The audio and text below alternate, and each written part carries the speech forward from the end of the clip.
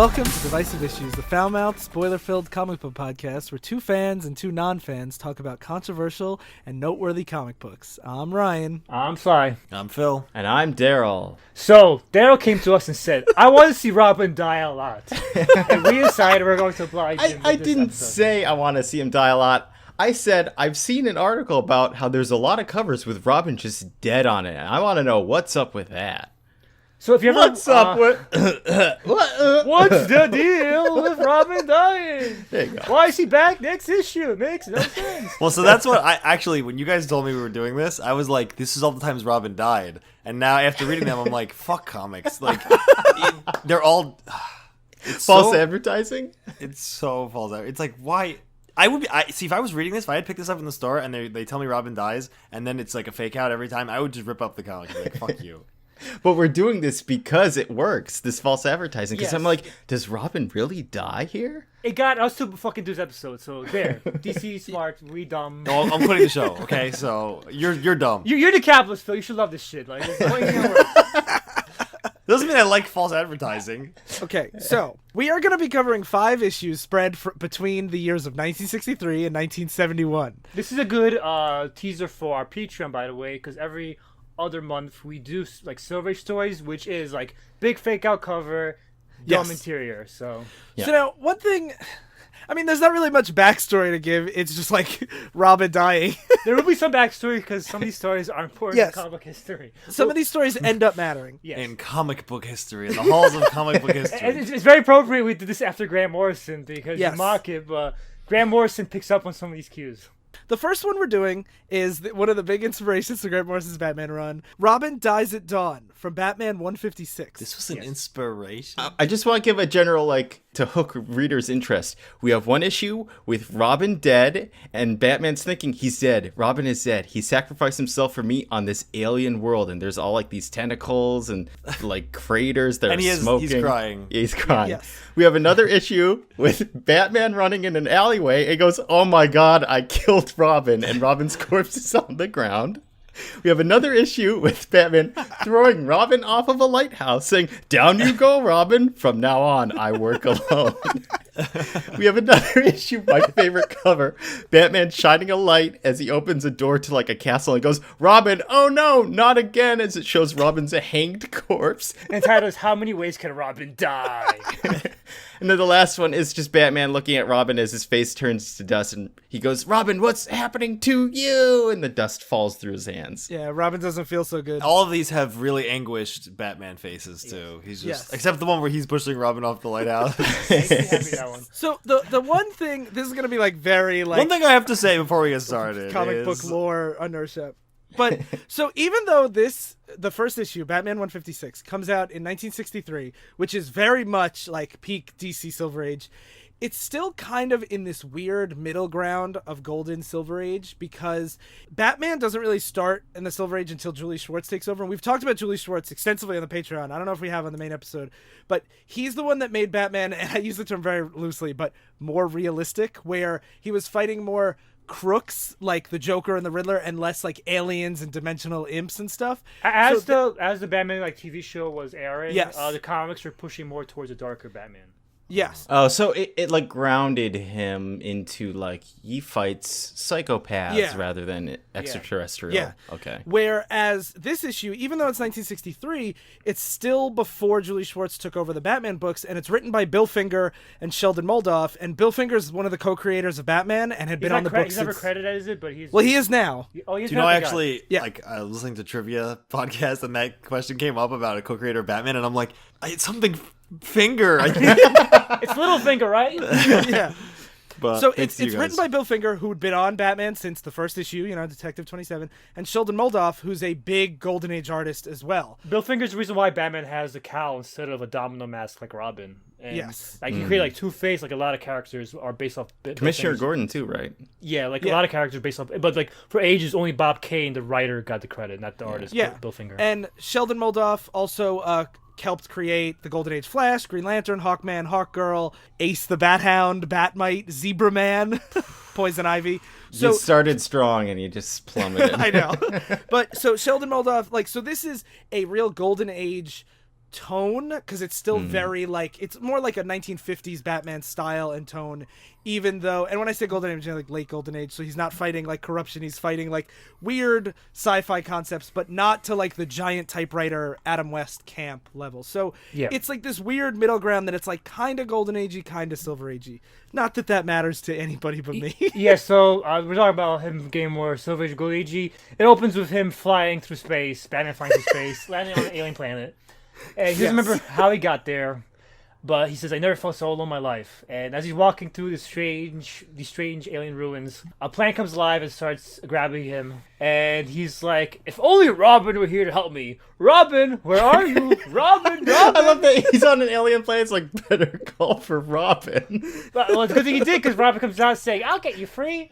With the most advanced alien weapon, a shovel. Yeah. And this is all like golden age dialogue too of Batman. Like when he gets grabbed, he's like, "Great Scott!" Yeah, exactly. And this is also like dialogue too, where every scene Batman's going to describe what he's doing or what the alien's doing. Where he's like, "It has its tentacle around me. Oh, the tendrils have relaxed their grip when Robin hit it with the shovel." It's like unbearable. It is really They have to make unbearable. most of those pages, guys. They have some amount of pages tell the story. They gotta rush it. Come on. All right, time is money, friends. All right, so Robin frees Batman by bonking the plant with a shovel, and like, "Oh, we gotta get out of this. We gotta get out of here, Robin." So two walk off. Wait, no. This is one of my favorite parts. Is he asks Robin, "How did you get here?" And he's like, "We can't talk right now. Run!" And then hours later, they still haven't talked about it. It's like, wouldn't that be like a really pressing thing? Like, how the fuck are you on this alien planet with me? Where are we? I kind of get do you guys get like Rick and Morty vibes from this issue, where it's just like we're stranded on this alien planet and like nobody's telling anybody anything, and it just seems like Robin's like fucking with Batman the whole time. Yeah, but you have to have an established universe where like they do this. Yes, like, yes. That's the thing. Is like, Well, it actually makes perfect sense why that happens. I know. Spoilers. But Perfect sense. they're walking on this alien planet for hours while discussing their situation until they come across a four-armed statue that comes alive and It's not starts. just a statue; it's this huge statue. It's like stories and stories tall. Yeah, so Batman decides to swing across a chasm using a tree. Because it gets up and starts to chase them. Yeah, so he uses a tree next to a chasm to swing over. Yeah, and then he's like, "Look, the footing on this side's really soft and loose, so the giant can't follow us." And then look at that crafty grin. He suspects our ruse. I love that. The statue's like, "Ha ha," like, "I will not fall for this." He doesn't say that, but it's like, Yeah, it's smart enough to be like, "Oh, I know that footing's not safe. I gotta be careful. I gotta look after my health." And then so Robin goes to provoke it to a fit of rage, and he's like, "Come on, Big Lug, don't stop to think. Come after us, you piece of shit." And then Come on, big boy, I'm still waiting for you. in a blind, unreasoning fury, like this statue is so mad at Robin taunting him, he just runs across and tries to throw like a boulder and falls.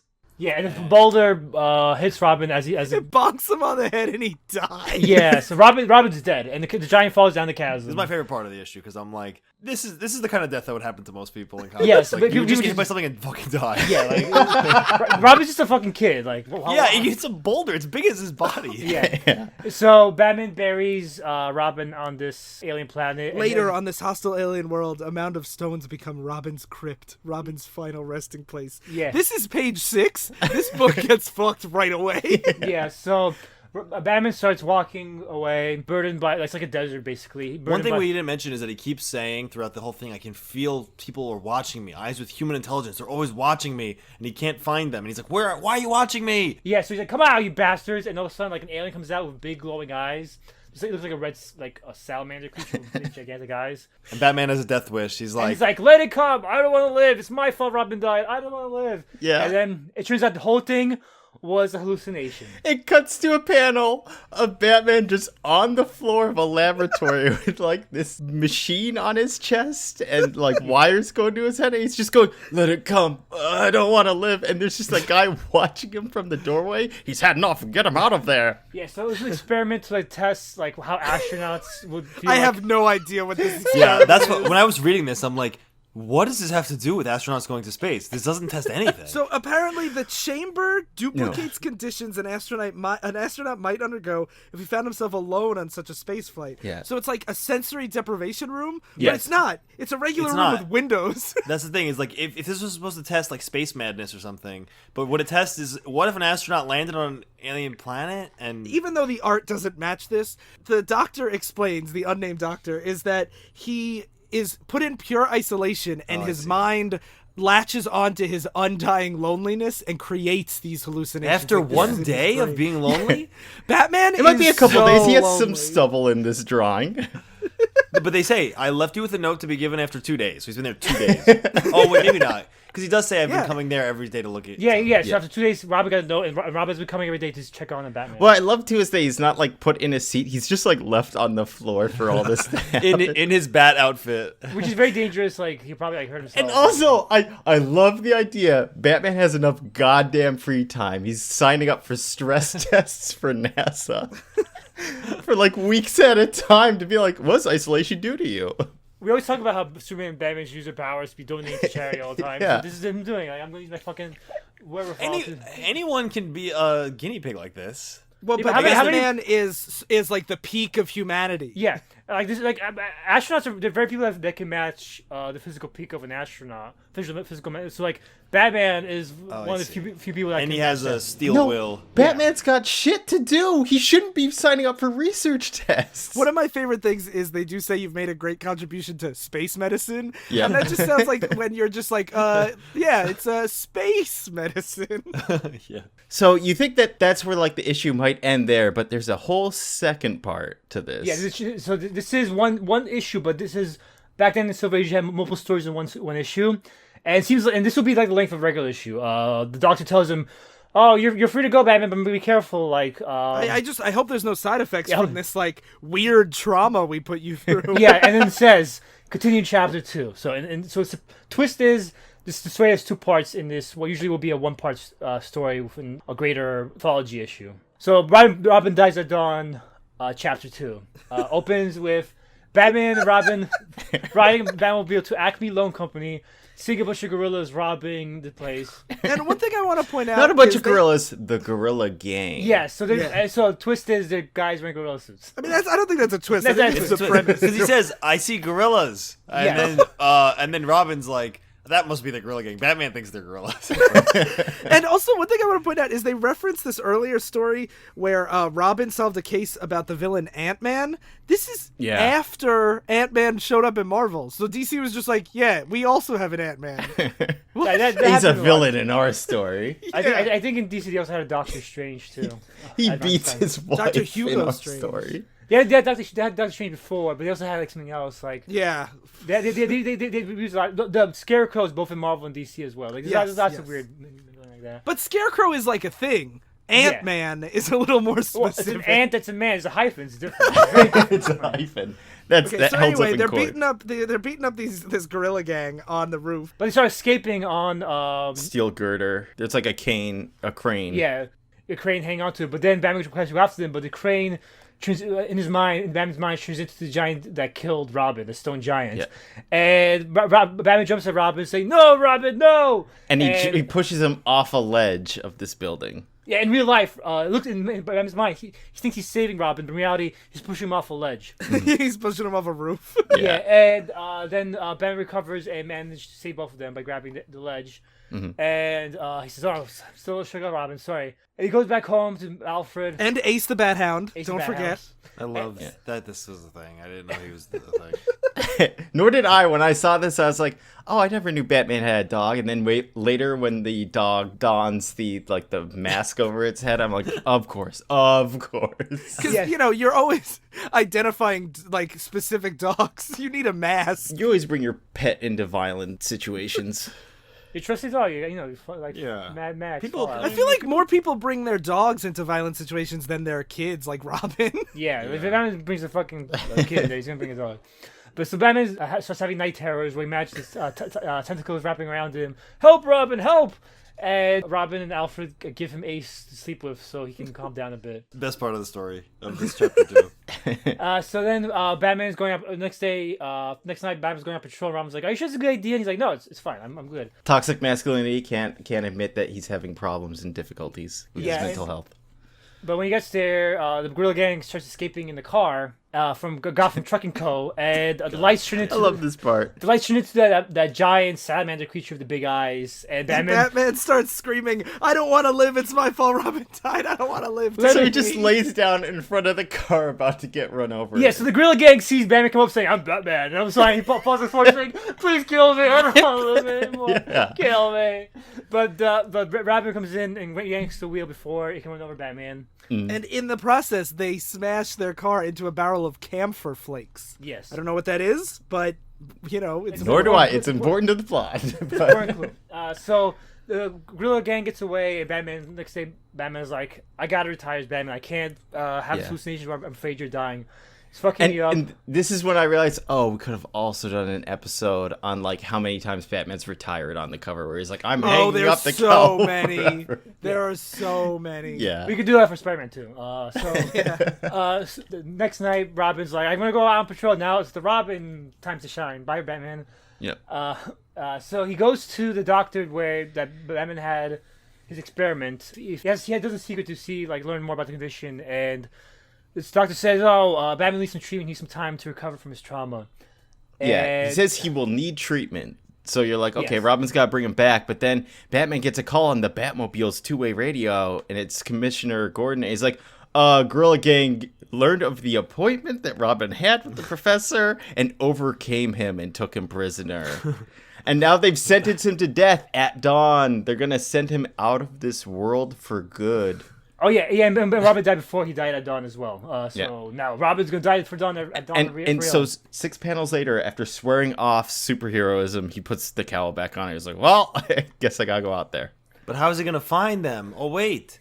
Since they ran over camphor flakes, I can use the smell, but I can't do it by myself. But a dog's keen sense of smell could. Okay, Bat Hound, let's go. So he just aids the Bat Hound to smell, get the camphor flake smell, and that lures him to where. This is the most because you're like, they're gonna send him out of this world. Okay, they're just gonna shoot him in the. I don't know why they're waiting till dawn to do this. No, they're not just gonna shoot him. They've tied him to a hot air balloon, and they're gonna cut the wires holding down the balloon so he floats up into space.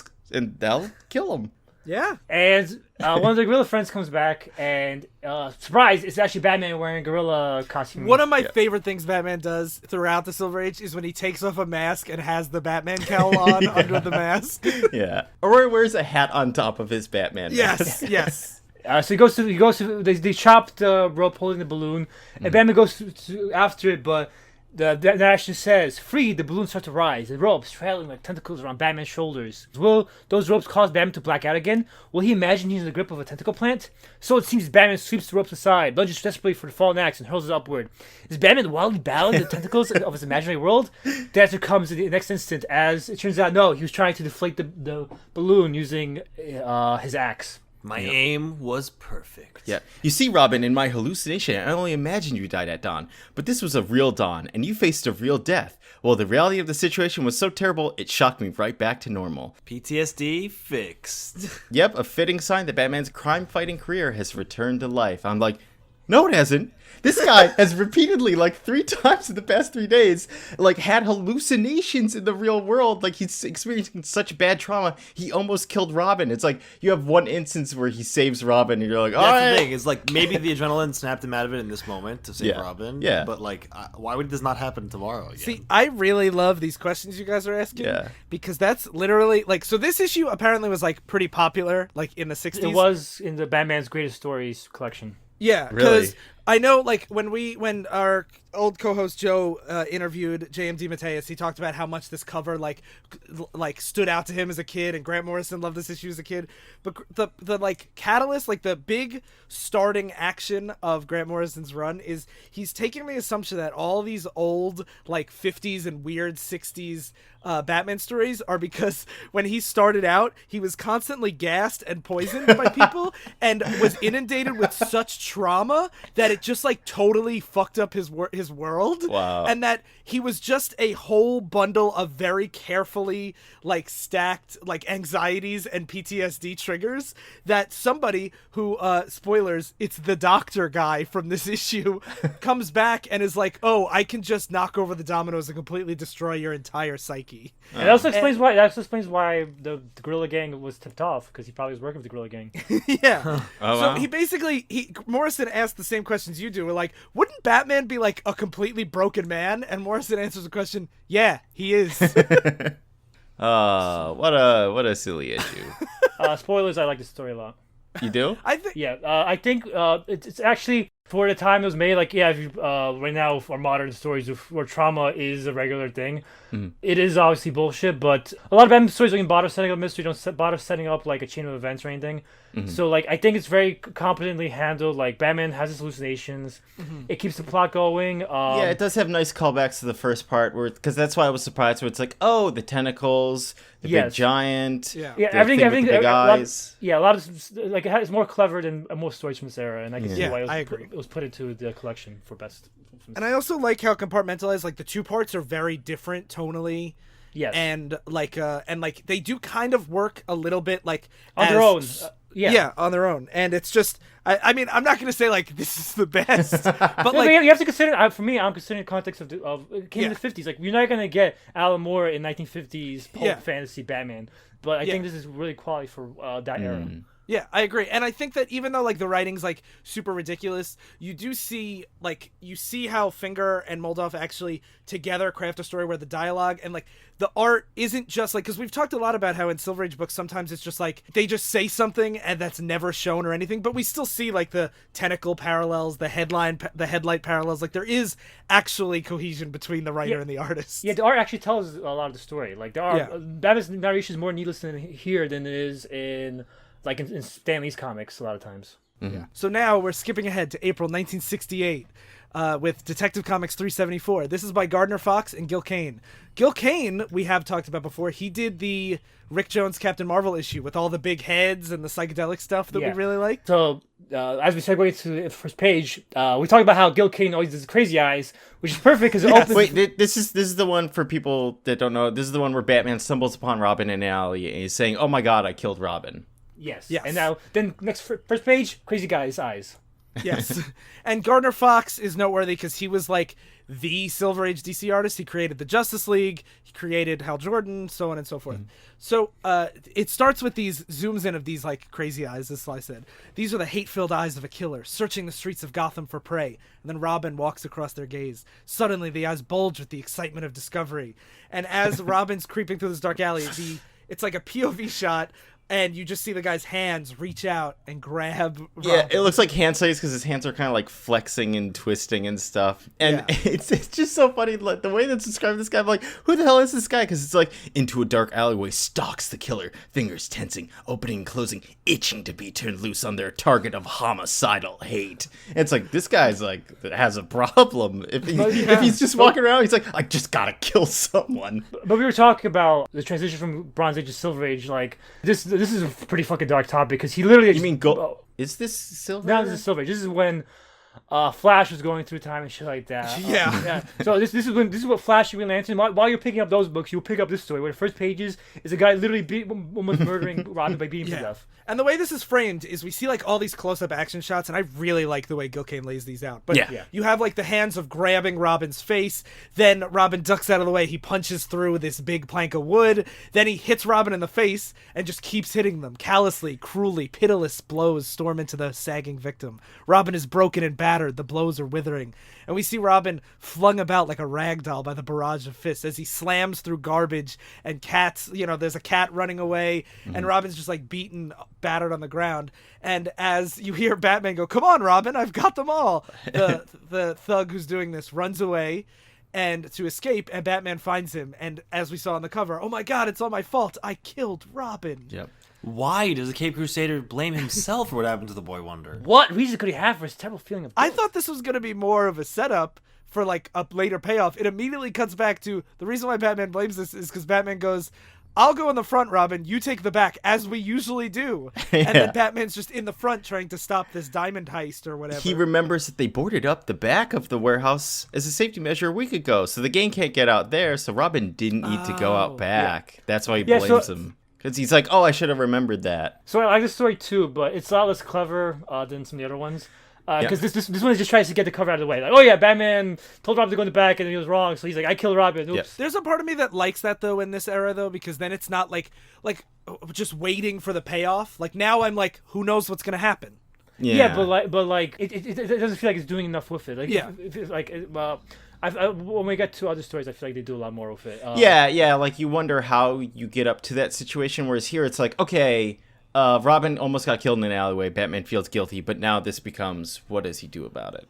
So Batman beats up with the dog inside, and he goes and finds out Robin is dying. I sent him here on a fool's errand into the waiting jaws of death. Yeah, I really like the narration. It's like I don't really care about the story. This plot is like pretty dumb overall, but it really does. It's so much more evocative than the last issue of like the pain and anguish that's happening. Like you can really see how Batman, like, this is the start of really twisting his psyche into something like really hateful. Yeah. This is why when Ross suggested this topic, I wasn't that excited for it. We could see these issues the transition from Silver Age Batman to Bronze Age. When Bronze Age is stuff like the Jon Stewart Green Lantern story, Muhammad Ali versus Superman, where the stories are getting more serious, more transition to what Frank Miller and like Al Moore will take advantage of in the 80s. Yeah, where the superheroes are no longer super anymore. They're just heroes with their own problems and psychoses. Yeah. Yes. So Batman realizes Robin's still alive, and he rushes him to the hospital. And he's still like racked over guilt, and he's like, pull him through, doctor, you've got to. And the doctor's like, sure, I'll do what I can. And this is when we see Batman now standing in the street. Whoever did this to Robin is out there. I'll find him. It's the last thing I do. And there's lightning behind him, and it's very dramatic. Yeah. Yes. And this is one of the reason why I like this issue is because then Batman actually does some detective work. He sees a pair of sneakers that like make footprints. He sees a bit of corduroy and leather scraped from a jacket on the rough brick wall. He sees a broken plank that's high up on the boarded window, indicating that he was tall and strong. So he's like, okay, I have to look for a strong, tall man wearing sneakers and a corduroy jacket with leather reinforcements at the elbows. It isn't much to go on, but it's enough for me. It's like that scene in Mulan, as everyone I'm sure is thinking of right now, where the Huns are like, white horsehair, imperial stallions, pine from the high mountains, sulfur from cannons. That everyone was thinking about that. I was like, Exactly. oh, immediately. Yeah.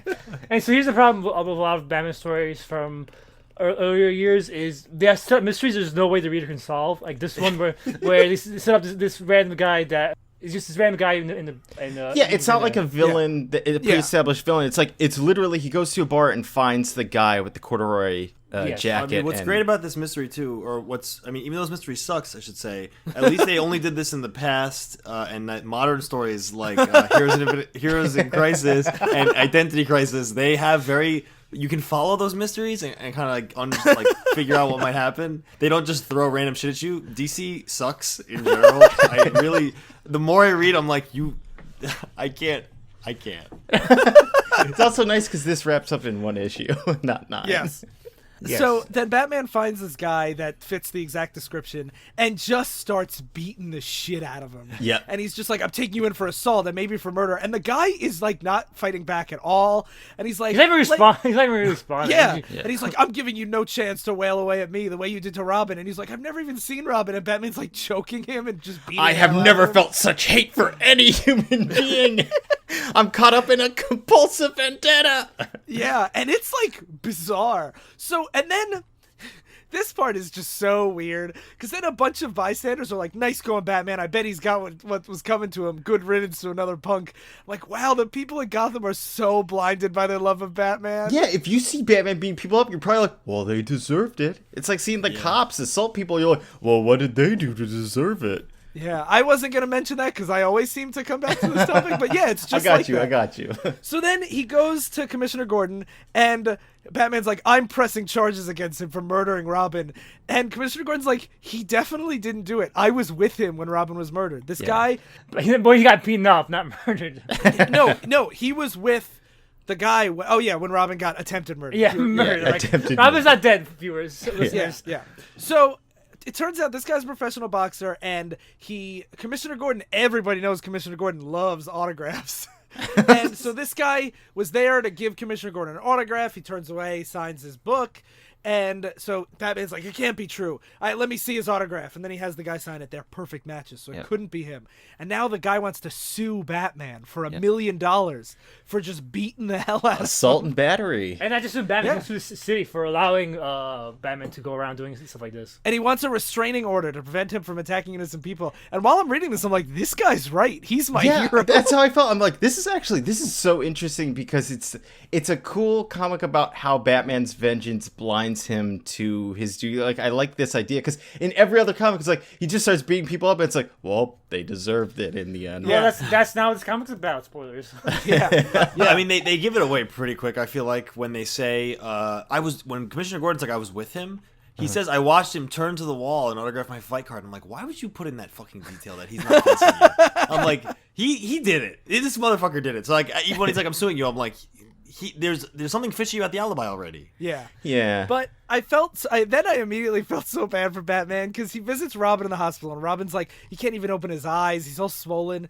And Robin's like, did you get him, Batman? He's like, yes, I did, Robin. And he thinks, I've never lied to Robin before, but this time. And then the doctor's like, you've done Robin more good with those few words than I could with all my medicine. He'll be mending rapidly now. So good luck catching that bully.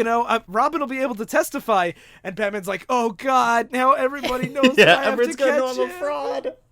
I was on board. I'm like, good. Batman the fraud exposed. They put in this weird detail where Batman's like, you cared for Robin and took his mask off. It was worth discovering his identity to save his life. And he's like, yeah, but he's just like a kid. The city has 8 million people. I don't know who he is. Isn't it going to be in like the medical records, his name? Like, do you have to give him his name? You might not have to if you should put him as like, John Smith or whatever. They'll put him as Robert In. Right, guys? So then Batman uses the Bat computer and realizes that the boxer has a twin identical brother named Ed. And then this is where I was like, all right. that was literally caught before. Yeah. And what's crazy is that Commissioner Gordon, Robin had caught him, so now we have a motive. Right. Yeah. It's crazy that Commissioner Gordon's like, this guy could never have done it, Batman. Not thinking about his criminal serial killer twin brother, right? He's like a mass murderer or something. They didn't really look at his fucking police record. But yeah, this is more like what a typical Batman story is. Yeah, like, there's no way you can figure it out. There's no fucking way. So Batman goes to the twin brother and he's like, I'm here to charge you with taking your brother's place at the prize fight club earlier tonight. Jim had previously signed a fight card, and when Commissioner Gordon handed you his autograph, you turned your back and switched it with the card you had hidden under your robe. And he's like, how'd you know all that? And he's like, I didn't. You just told me. And like, that's such a specific thing, you fucker. So but like Phil said, like that detail that Commissioner Gordon. Yeah. I think it's reasonable you would figure it out, and I think I think that's a clever thing where. But I think it's more, why would Commissioner Gordon say that? Okay, that's fair. Yeah, but anyway, Commissioner Gordon let that weird detail out. Batman's gonna hang on to it. So then this is how Batman realizes that his brother's an idiot. So he knocks him out, puts on his makeup kit, and looks just like this guy. So that when he says, to set up the rest of my plan, I've heard him speak, so I can imitate his voice. I'm like, excuse me? So Batman always did this. This is like a Batman thing. Batman's a level 10 assassin from D&D. He can disguise himself. So then, this is my favorite part though. Batman pretends to be the brother and waits in the apartment for the boxer to come in, and is doing the crossword to trigger the boxer to come in and say, you're doing the crossword, but we all know you're an idiot. And then he's like, you're so dumb that I kept all the evidence that I had that I beat up Robin, and we switched just so I could rub it in your face how much smarter than you I am. And here's the mask I wore, so Robin couldn't identify me. And then Batman takes off his mask, and he's like, "I got you." And then they fight. Batman's lucky that this guy didn't clear things with his brother beforehand. So he's what are you talking about? I already told you this already, and he walked off. Yeah.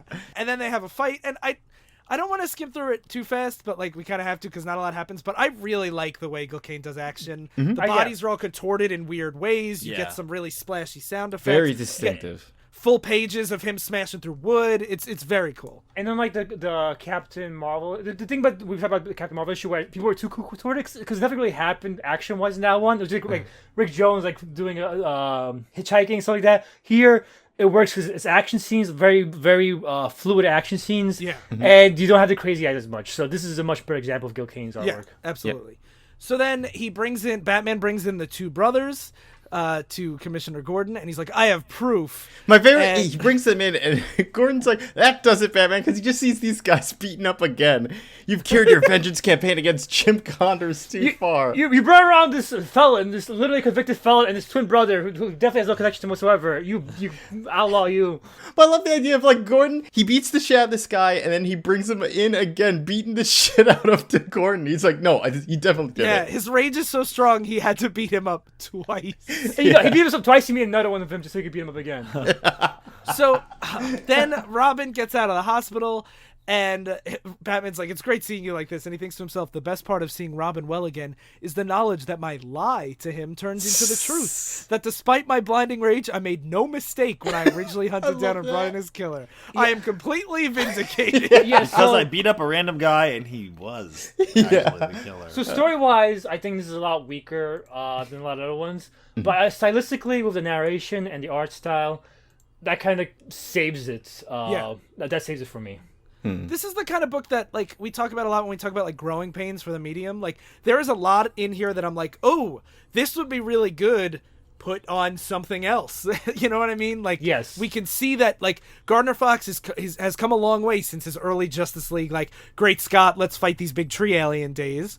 And Gil Kane's art is starting to really evolve, but, like, it's still, like, twin brothers. Yeah, it's and- like half of it is like this interesting like revenge story. Batman gets into like the dark, gritty stuff you start seeing later, but then the other half is a twin brother and perfect voice emulation. And when he punches him, it goes Fazat, F-Z-A-T. It's like half defying the age it was made and half completely embodying it. Yeah, absolutely. Okay, so here we're skipping to 1968, just a few months later, Detective 381 by Frank Robbins and Bob Brown. Yeah, this is where Batman's throwing Robin off of the lighthouse. And I have a question because at this point, this is a Detective Comics, and the next one we're going to do is a Batman. I'm like, it blows my mind that these two ran parallel to each other for so long. They still do. Yeah, They still do? Yeah. Detective Comics. Because they had people. There's demand, supply and demand. Everyone wants more Batman per month. Like Wow. Batman's that popular? Yeah, Batman. Like if you see the sales charts, it's like Batman is like 80,000 per month, and then number 2 is like a big event like Heroes in Crisis at 50,000. Like Batman, sells everything. They literally create the sales index around Batman. Like, Batman is like a 1.0 every month. So when something gets like a 1.5, they sold 50% more than Batman. Wow.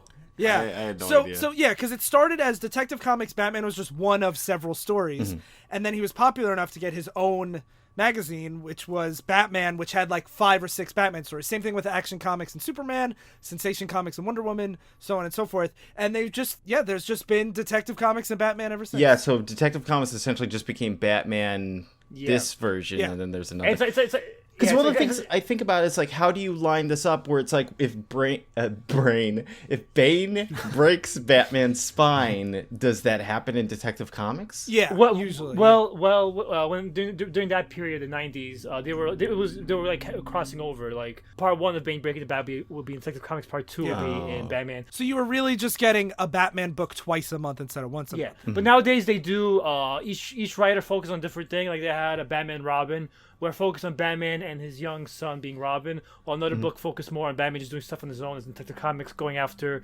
the Mad Hatter. And we mostly focus on the Mad Hatter in that book, so it's like different aspects of Batman's life. And like for example, like most recently, Batman was like a very solo focus. Like this is just Batman as like the lone, caped crusader figure, and Detective Comics was Batman, Robin, Batgirl. It was like the whole family. So like if like I much prefer like the supporting cast, so I enjoyed Detective Comics more than Batman. But if you want that like If you want your dark, pure, moody authentic figure, Batman experience. if you want your Tom King, you go to Batman. Yeah, Tom King's writing Batman. But yeah, so at this point there wasn't really that much of a difference. It was just like, I think it around this time was Denny O'Neil and Neil Adams' Batman, which was solo, him more of like the playboy jet setter, and this is like, I think Detective had more Robin in it, but whatever, who knows. All right, so this is called One Drowned, One More to Go.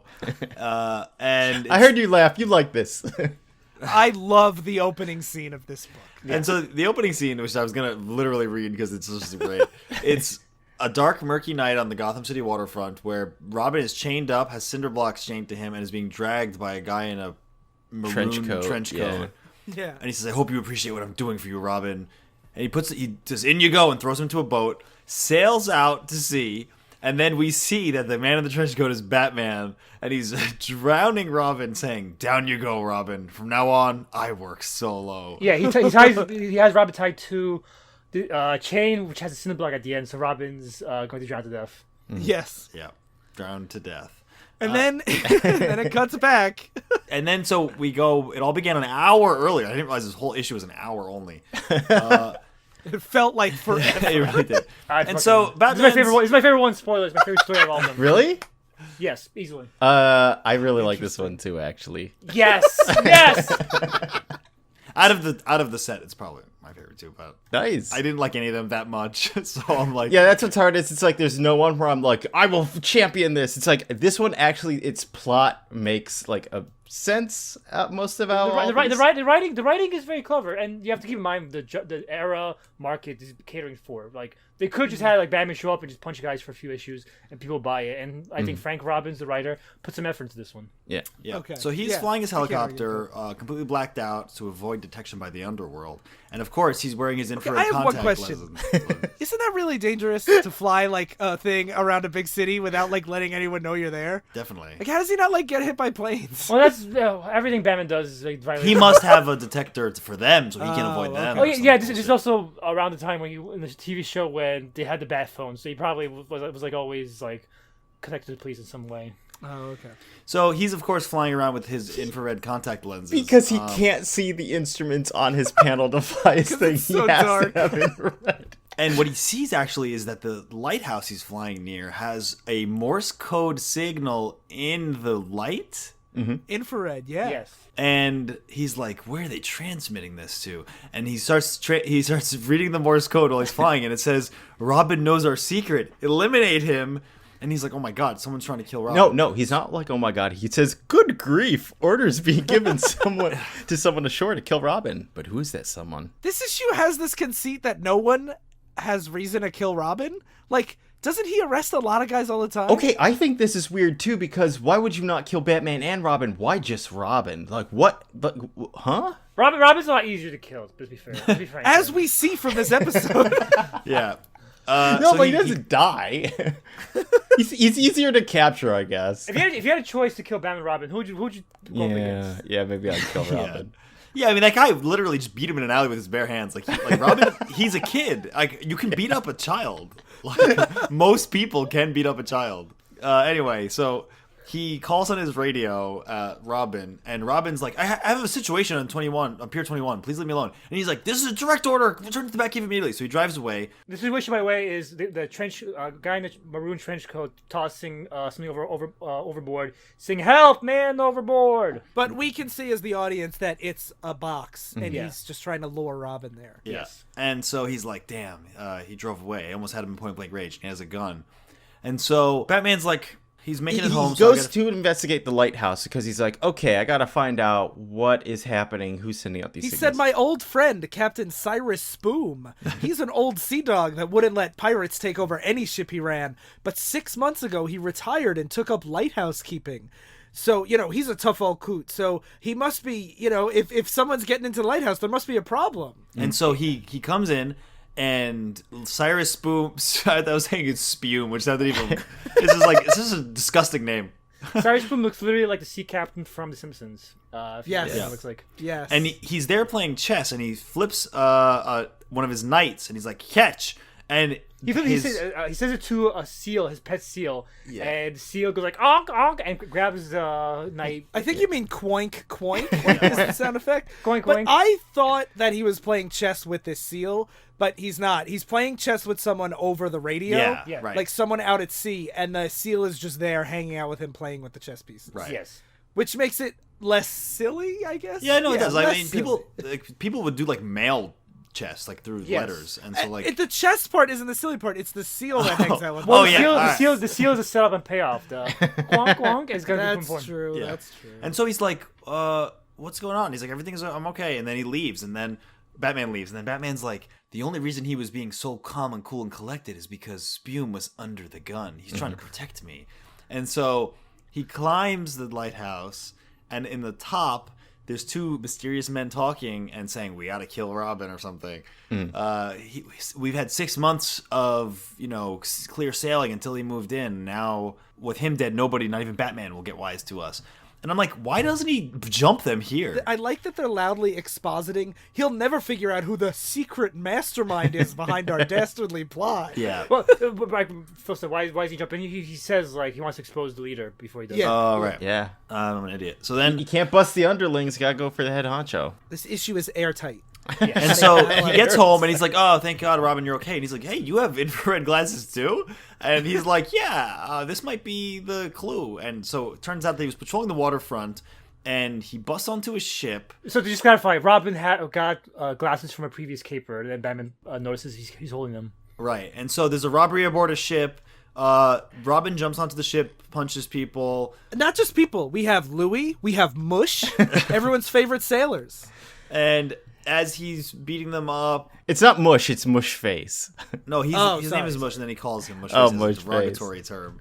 I can't read. I also want to say like this is just a generic fight scene. Like there's actually a sequence to the fight too. Mush comes out with a blowtorch, and Robin takes an axe and cuts off the blowtorch and then knocks out Mush. Which you don't have to have things. You just have people punching each other. Yeah. But I appreciate. I found the pacing and the art in this issue to be really good. I actually agree with that. And the guy who goes after him after, like, you see a really good, like, swing over Robin's head, and then it's a really good panel of him, like, decking this guy in the like, stomach and knocking the air out of his. Yeah. So Robin, he tries to hit Robin. Robin ducks, and in the next panel, Robin pushes him in the stomach. And that's when he drops those red infrared goggles. And he's like, so these guys have the infrared goggles. They might have been trying to look for the message, too. And the mystery is the safe they're cracking is empty, clearly empty. So it's like, well, what's happening there? Then Batman gets a call from Police HQ from Robin. Oh, no, for Robin. Yeah. That Batman's in trouble on Pier 21. And, like, okay, this is the setup. Trying to get Robin. I want to say this. So Batman's like, I'm going to tell him we'll take care of it. Don't worry about it. Because I don't want anyone else to witness your murder. Do we, Robin? And Robin was like, hey, you mean you're going to go through with They it? pretend like Batman's actually going to kill Robin. Yeah. And so we go to the pier. Batman knocks out the guy in a trench coat. And The maroon trench coat named Deadeye. this is when we get the classic, what Darryl was talking about before. We have Batman wearing a hat over his cowl. Yep. Yeah. Well, it makes sense here because he has to pretend to be Deadeye. Yeah, Well, But yeah, it's well, funny just- because it's he still could, just so funny. he could take off the stuff because if someone sees under that mask, they'll be like, "Oh, that's clearly Batman." Whereas, like, how many people might recognize him as Bruce Wayne? Especially to be because he's fair- still wearing like the blue boots still. But this issue is so airtight. They're so far away. They have to use a telescope to see him, so there's no way they'll notice that detail. Only the trench coat matters. That maroon trench coat. My favorite. This is a slight aside, but there's a Batman story in the '90s called Contagion, and you get a whole issue of Batman in a full hazmat suit that has little ears sticking up so that his cowl can fit in it. Right. So Batman shoots at Robin, like, so close. Yeah. And then drags him away, and Tosses him overboard so that Yeah, we get the beginning. He recreates the cover. And he's been reading the Morse code message: eliminate Robin, Robin dead, and then he sends back: Robin dead, verified, field clear, proceed, Pier 10. No, that's the code that's coming out from the lighthouse out because they just I watch. thought he was they watch him verifying dump that Robin, and Oh, then they're they like, watch "All right, so we're done." much goddamn Morse code. Do you have to say Robin dead verified? Whatever. And so Pier 10, that would be the Hoogstrom, just in time from Amsterdam, which means diamonds. And so Robin's like he's like, man, if I wasn't such a good escape artist, Batman actually would have drowned me. This is what I love about this, that Robin got out, not because it's like, oh, it was loose. It's like, I had to literally escape. Like Batman that's a weird part. They're so far away. There's no way they're gonna catch up. Like those chains seem too loose. And then what's Yeah. funny, too, is inside of his belt, he has his, like, his air mask. Aqualung? It's a mini Aqualung. Yeah, Yes. that he puts on after it, and it's like, I feel like, whatever. I'm not gonna this issue is Anyway. Airtight. it's too Hey, airtight Batman- for me to. Batman's poke fucking holes in. anti shark spray. You can have fucking anything. You can make air, whatever. Who cares? No, my thing is that he should have put on the Aqualung first and then escape That's in the a good next point. panel, rather than like he needs to Oh, yeah, escape, which if he That could telescope. instead. You don't know how accurate that telescope is. No, like while he's underwater, he could have. If it could like, pick up the Aqualung, it could pick up Batman's cowl under his fucking head. Anyway, he tells Robin in the past, don't, like, just swim away and I'll deal with this. Yeah. But he's like, he might need my help, especially because now I can figure out who it is. Because he just, like, had an epiphany. And so Batman's watching them on the probably boat. like a near-death experience. Yeah. A lack of oxygen. I know who it is. It's Alfred. Batman's watching them load diamonds onto a unmanned drone, like a unmanned submarine underwater. He jumps into the water, latches onto it, and then he pops up, and they were waiting for him. And they're like, we've been watching you this whole trip, you asshole. Which I'm like, what an oversight. Like, And they say, "Welcome, wet man." yeah, great one. He pops up, and they have guns trained on him, and they bring him upstairs. I bet you're just dying to meet the chief. You'll get both wishes, which I'm like, that's pretty good.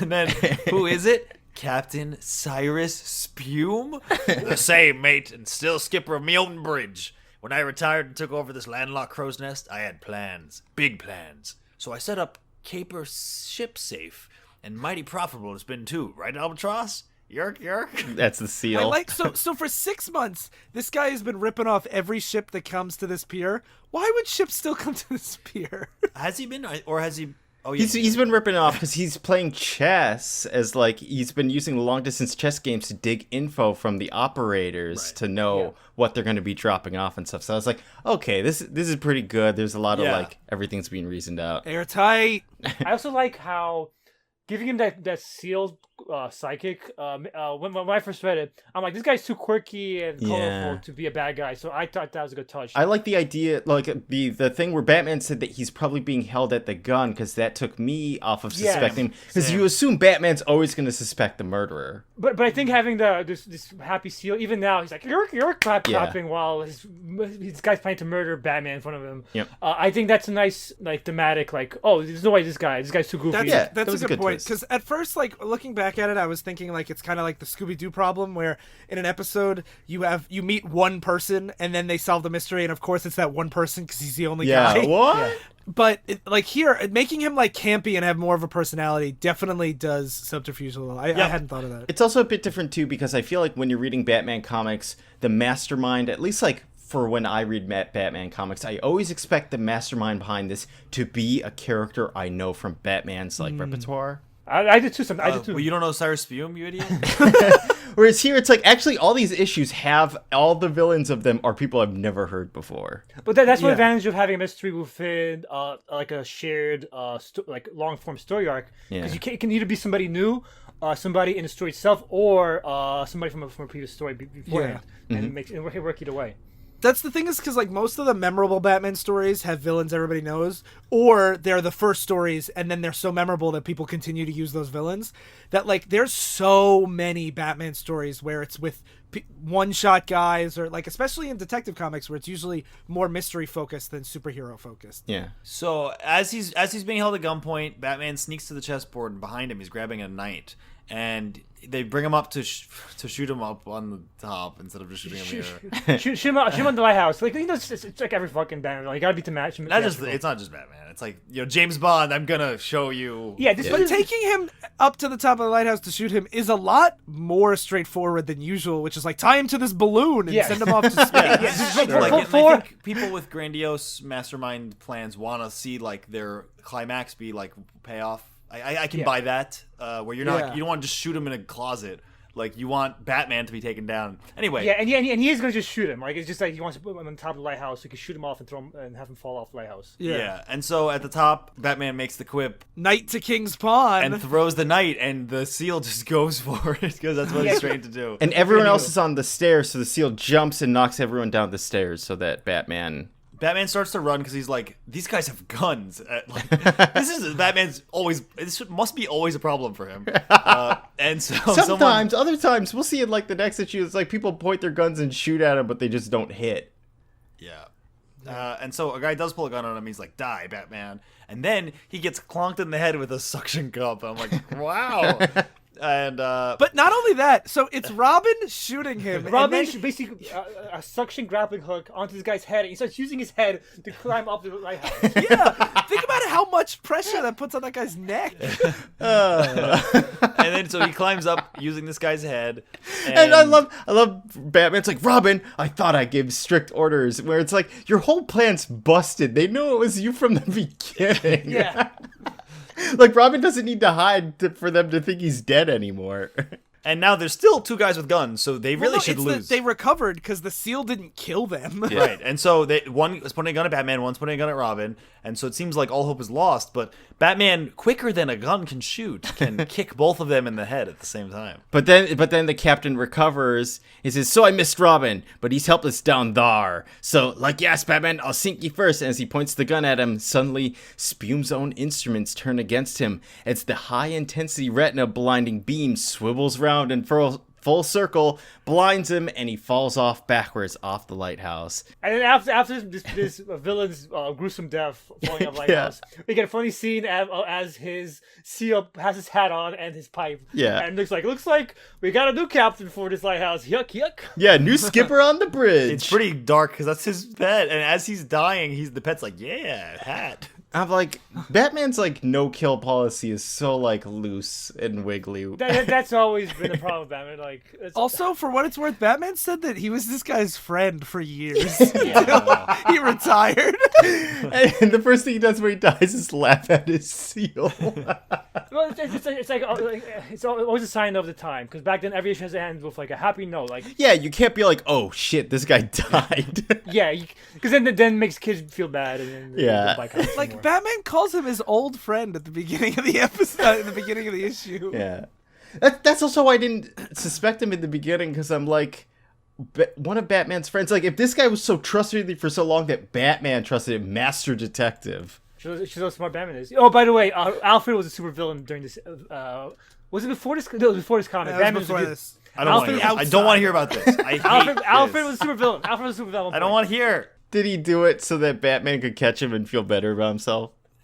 No. There's go to the next a Neil goddamn Gaiman issue. story that I know, it's at posits- Batman's funeral. I feel like you've said this before. That Yeah. Okay. never Alfred mind. dressed up like super villains and Batman's Yeah. crazy.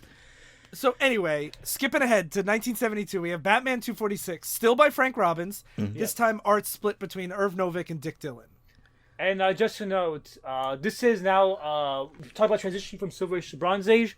This is now an era where they're trying to move away from the Silver Age, and to do that, they had Robin move away to go to college, become the Teen Wonder, eventually going on to become a member of Teen Titans exclusively away from Batman. Yeah, and this is now deep in the Bronze Age of Batman because you have Neil Adams doing covers, who Yes. we've talked about a lot. He did the cover for a lot of our Patreon issues, but also he did the John Stewart Green Lantern issue. He did Batman Odyssey. He did Superman Muhammad Ali. He's like the Bronze Age guy. So now, especially when it comes to Batman, so now we're seeing a step up in, I guess, the maturity. So it starts with Batman. He's just swinging around the city, and then he notices that First you have the splash page where it shows Robin dying in 6 different ways. including one And he's with like- a question mark on him. This is the cover where Batman walks in and sees Robin's hanging corpse. Yep. And it shows like Robin getting shot with an arrow, Robin being stabbed and thrown out the window, Robin drowning with attached to a safe, Yep. Robin hung, and Robin with an arrow, question mark over his head. Batman saying, "No, none of this must happen, none." So he's swinging around town, and then he notices that there's light coming from... A bad signal coming from not Christian Gordon's place. Yeah, so he comes back, and he's thinking that is it ruse to lure him to a trap? And as he's climbing up the building, he notices it looks like Robin's up there, and he's like, Robin, what's this all about? Why'd you signal me? And he's like, what's with this kid? And he says good grief, so he knows it's still written by Frank Robbins. And then Robin just falls. An arrow flies up below him, hits Robin in the chest. Robin in the fucking heart. Yeah, Yeah. and he dies, and he falls off. And Batman goes, "Was nothing I could do to stop it."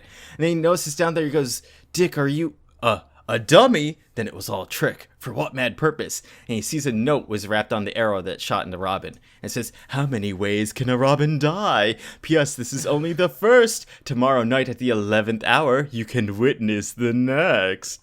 So immediately I was like, Riddler? It's like, Yeah, this is basically a Riddler issue, but spoilers, he's not the Riddler. yeah, which was... But in every way, this like should be a Riddler issue. Because Batman goes, the next where? Could the second victim be Robin, or could it still be a dummy? He's got to find out. The clues are always so dumb. It's like, you got shot with an arrow, and it's striped. The Striped Arrow Country Club. Yeah, hold on. You're skipping my favorite part. The clues make sense. The problem is there's no setup for them. But before we get to the clues, when he first gets this arrow and this note, he's swinging around, and it says, tormented by the harrowing possibility, the masked manhunter allows nothing to stand in his way. And he crashes through an arbitrary window he's swinging past. Swiftly, he grabs their phone, calls upstate, and wakes up this old lady. And he's like, "You're the owner of the boarding house where Dick Grayson is staying. Where is he? Where is he?" And she's like, "I don't know. Like, he's a college kid. I don't know. Why you call me in the middle of the night?" Yeah. And then Batman, that's when he starts thinking, and he's like, "This arrow, it must be a clue. The Striped Arrow Country Club just outside Gotham." And he leaves a note for the people whose house he just smashed into. "Regret window damage. Be assured you will receive payment in tomorrow's mail." The Batman. I do love that he just breaks into a random person's house and uses their phone. Even though, like, he could just... Oh, that's so Even though he has a bat phone in his Batmobile that he could maybe... But he couldn't wait. He jumped to this first window he saw. He's like, I Yeah, gotta call so Robin he right goes now. around during the day, he goes around as Bruce Wayne to all of, like, Robin's professors, and he's asking them, "Hey, have you seen them?" And his, like, girlfriends and friends, and no one's seen him, so he goes to the Striped Arrow Charity Fund. I don't get this. He says, so he goes to the Striped Arrow Charity Fund, and it's the Striped Arrow Charity Fundraising Carnival tonight. And he says, that sign dispels any suspicion that one of the respected club members might be my suspect. Why? Because they have a charity? Yeah, because they're going to a charity. Well, this is black and white morals. Okay. Black- So the killer is more likely I one was of the confused by that, too. entertainers. Everyone's lawful good in all times. Except when they're not.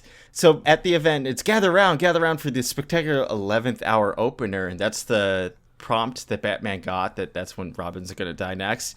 And so there's a magician, he puts out, a lady goes into a box, he puts swords in the box. When they open the box, it was Robin inside all along, and he falls over dead with the sword in him. People So it's that old, like, oh, we're gonna like saw this lady in half, but instead of sawing a lady in half, saws stabbing Robin in half. he stabs Robin a bunch of times. And then so Batman jumps down and he's like, "Once more I failed Robin." I love how every time it's Robin in quotations to like link it to the main story, where he's like, "No, not Robin," when he knows it's like most of them are probably dummies. It's like this Robin dummy is dumb. But he can assume it. He has quite quotation knows he knows it's probably another dummy. Yeah. And so he goes after the killer. It's this guy, magician guy. He throws swords at him. He tries to stab him through the cape.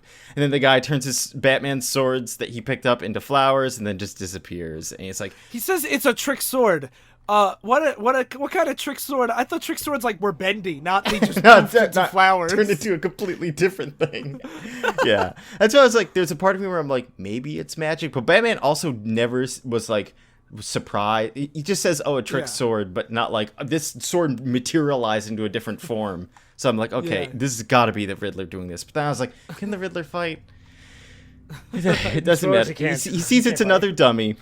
And then the next clue he gets is tomorrow night, 11th hour, the third way. P.S. Who knows? This one may be the real Robin. So it's like, what clue does he have? So Batman starts thinking, it's like, arrow, could this sword be my clue? A sword, cape, sword, cape, sword. He has me fishing for the right word combo, like a fearful idiot. Wait, fishing, fear, that's it. Swordfish Pier at Cape Fear.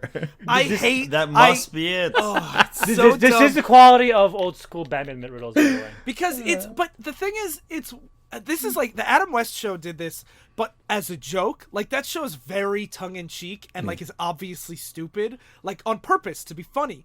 And here it's like Batman's natural wordplay that leads him to the clues. Yeah. What a stupid thing. There's also its art style isn't like colorful. Yeah, this exactly. is like trending towards Neil Adams' more darker style. Like, Yeah. And again, the clue's not on the piece of paper. It's like, this guy fought me with swords. He was wearing a cape, like I was wearing a cape. I'm fishing for clues. I have swordfish. Exactly. So it goes to a pier. Another dummy Robin drops into the water with a cement block on its feet. And as Batman goes down to like free it, he's using his laser on it, and it lights up the water. And the block says, "Fooled again, Batman. Will tomorrow night be the real thing?" And so he swims away without freeing the dummy, which was the funniest thing. Because I'm like, what if that was the real Robin? He just says, "Saw fooled again," and he's like, "Ah, damn it." You got me, and it turns out that's really Robin. He drops Yeah. it. Yeah. Trying to save him from a watery grave. A watery grave? I wonder, is that my clue for tomorrow night? The Seaman's Grave? Davy Jones' locker? But that's just where I came from, the bottom of the sea. Hold it! There's another burial place in Gotham for seamen who weren't lost at sea. St. Elmo's graveyard. St. Elmo, patron saint of the sea. Sure. Yeah, so he goes St. to Elmo, patron saint of the sea, water, Super Mario Sunshine. Mario. Like, That's the killer. I just, Phil, are you okay? I'm not okay. It's not all right. So he goes to the cemetery. There's Robin hung again, and There's the cover. yeah, and Batman's mad. He feels like he's being driven up a wall. Guys, it's hanged. Hung meaning that Robin's there with the big dick, okay? Yeah. Yeah. hanged again. And so then a door closes behind him, and he can't get out. And we get even more bullshit of him thinking about, like... I wanted to defend this comic a bit because I think I like it overall. Airtight. But because again, it's kind of like the beating up story because it is a dark and interesting subject matter propelling these events, and you can see like Batman is like, oh, why are you tormenting like this? Like this merciless ghoul, I'm being driven up the wall, stone wall I can't penetrate. I like the premise and the progression of the story, even if I don't think. Oh, it's like a guy trying to drive Batman mad by Yes, thinking it's like, yes. is this Robin this time or not? Yes, Yeah. and, Yeah, I think the art is good too for the most part. Yeah. I agree. I would like this issue a lot more if they didn't have like these clues. If it just really was Batman like running in circles. Yes, that Like, might be I much think better, the much clues better. would be okay if the killer made sense. Again, if you were trying to do the Riddler, trying to make Batman lose his mind, trying to figure out where Yeah. Robin is before he does it. But it's not the Riddler. We figure out here, he's like, there's a pattern to his murderous schemings. And we do more like killings in a row of death row, like a prison. It's like, I'm in a prison. And then he takes an anchor, he breaks out of prison. I mean, out of First he this jail. says he's got me so rattled I forgot my laser beam. How could I be so stupid? No, but then he's like laser beams filled with salt water, so it's like that didn't even. You can't get out that way, even though he just finds an anchor and breaks out in the next panel. Yeah, you create point tension to relieve it automatically. Great. Yeah. So he starts thinking about death row, murderers who have killed victims by arrow, sword, drowning, hanging. How many jails hold killers like that? So he calls Gotham State after he breaks out, and he's like, it's the only jail that has 5 killers that all fit this theme that are Yeah. all on death row. yeah. And this guy, there's the Gotham the is fourth. so fucked. That's what I was mad about Batman taking time off to do research for NASA. That you have multiple death row inmates in the same city. Yeah. That all are mass murderers. Like Yeah. Yeah. Well, you saw the Dark Knight movies. Gotham's pretty fucked up. that got So he calls the warden and he talks about the 5th killer. Everyone else is killed with those, but the 5th killer was released a week ago on inadmissible evidence. I can't imagine someone that's already been sentenced to death because you have to go through several appeals to get there, and then he's already sentenced to death. And like, we just realized none of this evidence is admissible. Yeah, there's like Whoops, you might free to like go. lower. I mean, it has happened to people. Yeah. Yeah, but like, it's just what a. Yeah. It's a crazy coincidence. But it's Emil Revik. Revik, the butcher, the inhuman fiend who chopped up his victims. It's allegedly Batman. It was inadmissible evidence. And Ravik, if you're wondering, what's this interesting villain like? He has a purple mask on. That's it. He's an executioner, basically, which is like, Yeah, and Basically, he looks like an executioner. He looks like Batman without a cowl. yeah, you have this I guy thought he does have an executioner's cowl. hood. Executioner's how it has no mouthpiece. Oh, Yeah. oh yeah. Yeah. Well, and yeah. also, see its of mouth. course, it's him. The MO is the guy who chops up his victims. Of course, he would be continually faking murdering dummies. Dressed up as a magician that can actually perform magic tricks and stuff. This guy that Of literally course, he chops learned how to people do up. magic tricks on the few months or whatever he was free. And set No, up last fucking- week. Yeah. He was free last Well, week. he learns all these tricks from his fellow murderers on death row. Apparently, There they you just go. hang out all the time and are like, "Here's the best way to kill things with Guys. sword." Apparently, he's best friends with fucking Mysterio. Guys, Anyway. airtight. Chapter 5: How to chop up a rock. So he goes. We're running long. He goes to a waxworkers murder museum. It's a bunch of murderers. This shows the psyche of Gotham. Like they're really like, does. why don't we have a museum of just mass murderers? Yeah, John Dillinger, Jack the Ripper. He goes in there, and then there's a giant like guillotine set up, and that's where Robin's head is in. And then you have this Ravik the executioner. This part's pretty fucked up. Why? Because he has Robin in the guillotine, and he's like, So not only at this this wax museum. Next to this guillotine, there's like a statue of a woman holding a guy's head on a platter, and like he goes to chop off Robin's head. Yeah, I thought he's this trying to. escalated pretty So quickly. Batman picks up the platter and he throws it into the guillotine, and then he fights the executioner. He grabs him, he throws him. Wait. And it's weird because you have to establish it perfectly. Establish it. Yeah. He grabs the hood. Yeah. He starts spinning around by the hood, and then it says, but suddenly Ravik's face torn out of the cape with his hands as the hood rips in Batman's hands. So he's spinning around like for no reason, and he spins him. The hood rips and he falls into. But first he says no. So I'm like, oh, this is another accidental bet that Batman caused. But instead he falls on the scales of like a statue of Lady Justice, and it says, "Did justice triumph in these famous crimes?" Yeah, it's that's deep, man. Yeah. Airtight. I think the platter that he picked up and threw was John the Baptist's head. And it saved Robin the Baptist. And then that's that issue. It ends with again, you have the levity where he wakes Robin up and he's like, "Wow, that's as close to death as I ever hoped to get you, son." He goes, "Ironic, isn't it, Batman? If I'd been awake through it all, this Robin would have died 1,000 deaths." Where it's like he didn't know that he was dying a whole bunch of deaths. Yeah, it's a fucking stupid story. I'm just I like the art. sour. I'm sour on these things. I like the also like the set pieces. Like if you like rewrote the story to have a better script, I like that the places like the cemetery, the magician fight, and then the final fight, the wax museum. I think those are all cool set pieces for a story, but It also moves quick. Yeah, it also moves quick. I think the plot is unfortunately really weak. Okay, so last story. So one thing I just want to say, this is now Detective 408, February 1971. It's drawn by Neil Adams, and this is the first Batman book written by Len Wein. And it's co-written with Marv Wolfman, but Len Wein actually goes on to like add a lot of stuff to the Batman mythos. He created Lucius Fox. That's something. I wish you guys could see my fucking face right now. Len Wein created Wolverine, by the way. Yes, he also created Wolverine. Yes, so it opens with Batman. He's in this mansion looking for Robin. Robin, and it has narration saying, "Here you are, He's Batman. walking around yelling, Robin! Robin!" Here you are, Batman. It's been almost 24 hours since Robin disappeared from Hudson University, and you took the trail that finally led you to this dusty old mansion on the outskirts of Gotham City, to the rotting remnant of better times. The only thing that bothers you, this house wasn't here last week." And so, one thing I like about this issue is it sets it up right. You don't have the whole mystery stuff. It sets it up right away. Robin's captured. Batman's in this mystery house. Yeah. What's going on? It's also way different than the other issues because the narration is someone talking to Batman. Like when it says "you" in the narration, it's because they're talking to Batman, even though it's like they're not. Yeah, where are you now, Batman? Go ahead, try to pierce the shrouding darkness. It feels very frame structure like a horror story. Yeah. Yeah, like it's very kind of like gothic because someone's like teasing Batman. for Len it. Wein also created Swamp Thing, so he's like one of DC's big horror writers at this time. Also, by saying they're talking to Batman, it's narration boxes, so they're not actually talking. So you can see like no this one's guy's talking. like obsessed with Batman as he's thinking this through his head. The writing is talking to Batman. Yes. Like Robin shows up and the narration says, "But something's not right, Batman. You move hesitantly towards the dripping figure." And Batman goes to it, and now it's image on the cover where Robin starts melting to dust. And Batman's holding his frayed ashes. I'm assuming Neil Adams drew this, and it was so good they just literally used these panels for the cover. Yeah, it's really great art. So Neil Adams goes to check. He hears screeching. Neil Adams.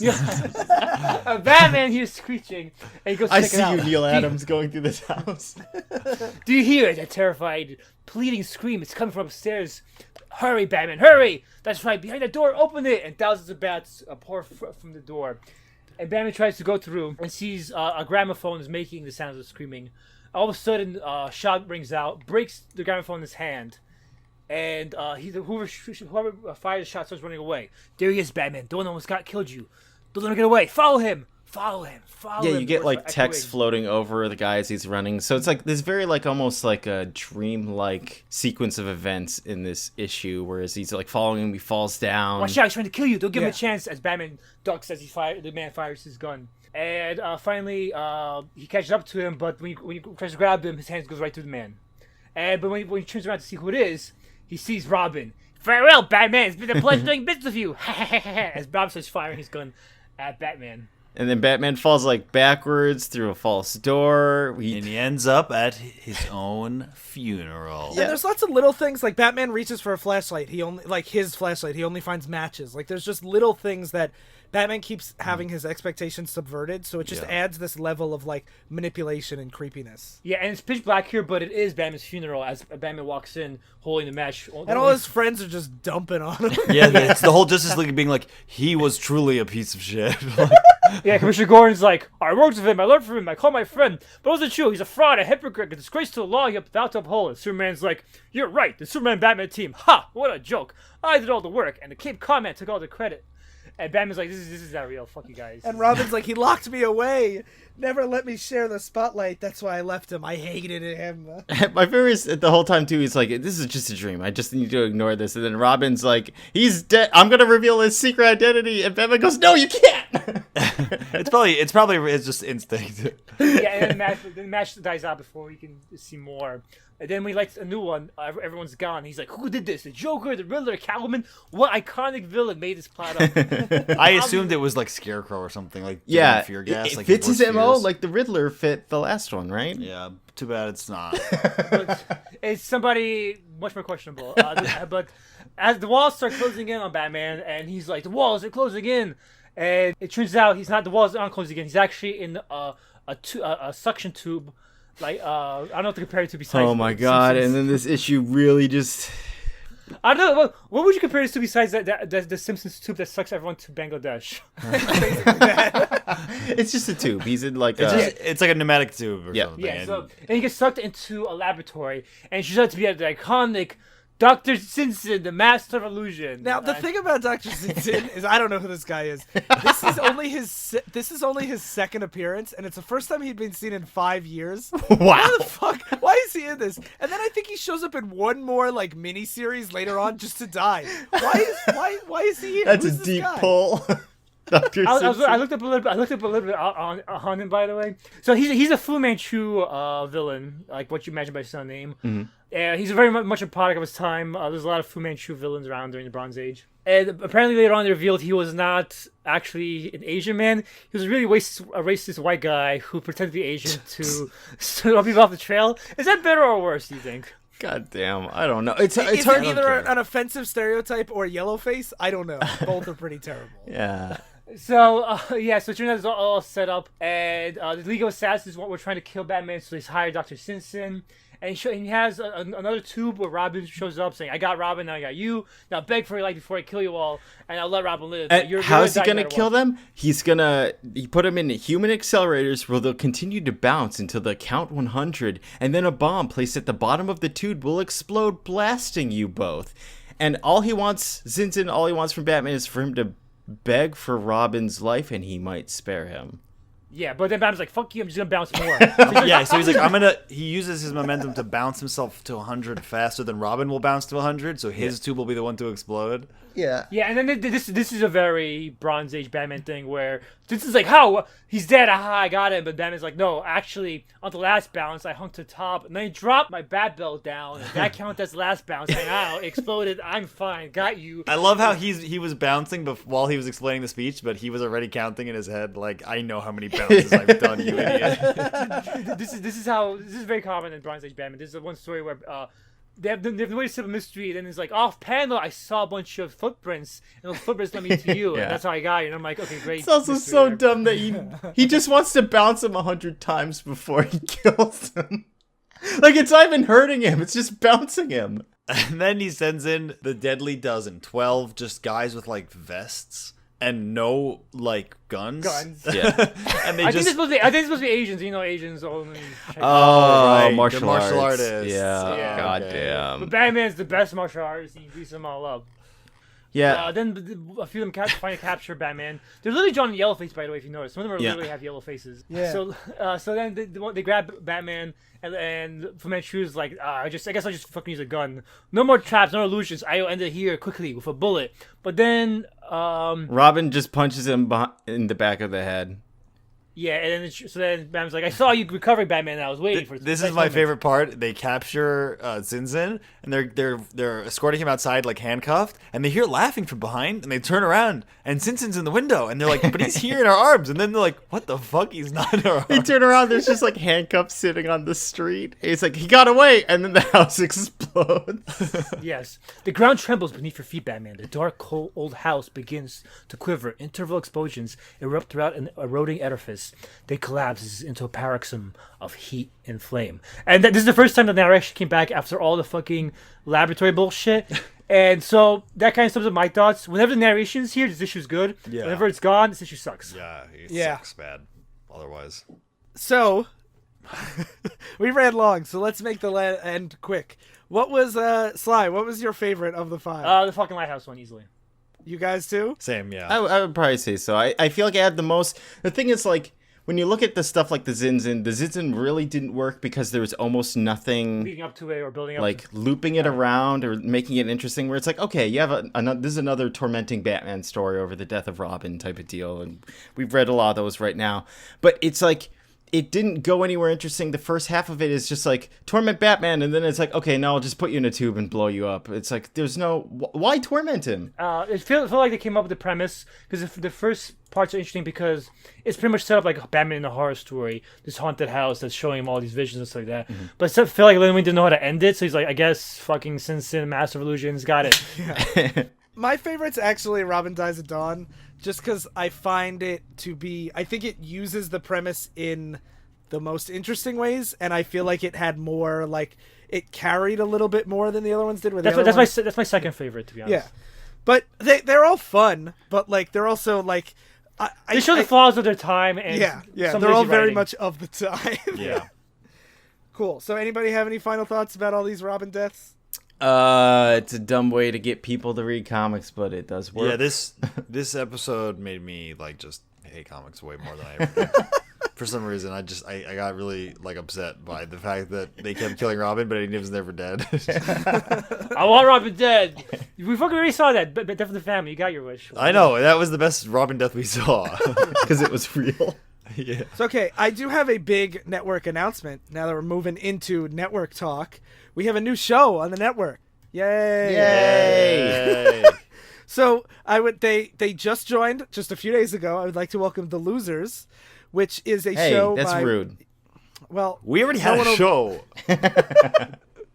So The Losers is hosted by Wendy and Shay, and they take a randomly chosen Oscar, not just like Best Picture, but any Oscar, like Best Supporting Actor, Best, costume design, stuff like that, and they take the winner and compare it to one loser. They watch both movies and then talk about it, and it's not just like dumping on the Best Picture at all. Like, they decide, is it a valid win or did it win because of like some politics or whatever?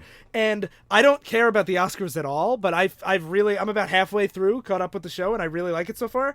And like, for example, like the first episode they do Adrian Brody versus Daniel Day-Lewis, and like Adrian Brody's speech has like some really weird things that don't hold up super well about like after like Me Too, and he like basically forces Halle Berry to make out with him on stage and like stuff like that. That's weird. And so they talk a lot about the context of the awards throughout history, because some of them are really old, some of them are new, and they're also really, really funny.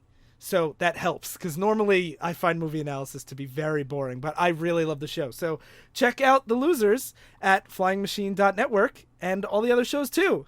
And the Patreon, we mentioned it a bunch this time because these are very Patreon-similar episodes. Go to patreon.com/flyingmachine, and you'll have bonuses from all the shows. So yeah. Anybody have anything you want to plug? Darryl and Sly, you have a new DM at all if you go on YouTube? Oh, yes. We just released The Village of Hamlet to set up for our new video series on the Temple of Elemental Evil, one of the most famous D&D super adventures of all time. So check out part 1 and then hopefully part 2 and 3 when they come out. Cool. That's youtube.com/DM at all, right? Yes. Cool. That's all I have. So thank you all for listening to Divisive Issues. I've been turning to dust. That voice has been yelling, "Hurry, Batman, hurry!" I've been. Wait, I'm next. You're next. I've been next.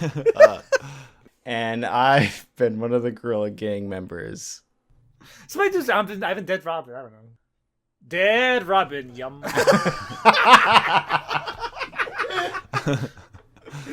Stay in continuity.